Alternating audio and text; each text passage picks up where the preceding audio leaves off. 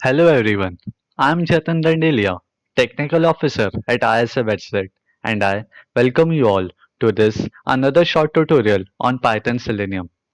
In this video, we will try automating this cookie clicker game, which I'm sure you all must have played. So starting with the code. In these first four lines, I've imported all the packages and modules I will require for the code. So, the basics of Selenium, like locating an element or giving the Chrome driver.exe path, has already been covered in our previous video. So, for any reference, I will put its link in the description box, which you can check it out. So, here in these first two lines of code, I've defined a variable opt and given it a function options. And to this variable, I have added an argument which is start maximized. This will open my browser in maximized mode.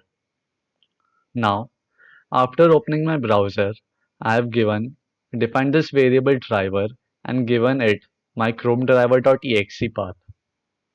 Then, to open my website, I have used this function .get and given the URL of the website as a string. To give some time for loading my website, I have given a pause of 5 seconds. Now, coming to the main part of the code, which is the logic behind the code. So, if you will see, when we play the game, then firstly, we'll go and click on the cookie. And at the same time, we keep a track of the number of cookies we have gathered. If the number of cookies gathered is more than any power up, then we move to that power up and click on it and come back to the cookie again to click on it. The same logic has been used in our code. So I've used for loop for repeating the process, right? So here in these three lines of code, firstly, I've defined a variable cookie wherein it will locate the cookie and start clicking on it with this dot click function. And at the same time, to keep a count of how many cookies have been clicked, I've defined this variable cookie count and it will keep the count of how many cookies have been clicked. Once we have started clicking the cookie and maintaining the count of the cookies, it's time that we look for the power-ups, if they can be clicked or not. So here, this block I have written for the cursor power-up. So for power-ups, I have used this if-else condition for different power-ups. So starting with the cursor power-up, here I have given two conditions. First condition is if the cursor can be located, if that element can be located. And the second condition is if our cookie count is greater than the number of cookies required for that power up so that we can enable. If these two conditions are satisfied, then we can enable the cookie. Sorry, we can enable that power up. So for enabling that power up, I've defined a variable item. Here in this variable, it will first locate the power up, which is in this case is our cursor power up. After locating the power up, which is cursor power up, we need to move to that element. So for this, I've defined a variable actions and given this function action chains. So what are action chains basically? If we have certain steps that we need to repeat again and again, so those steps we can add to our action chain. So after defining the variable actions, I have added this action move to element, which will move to my power up.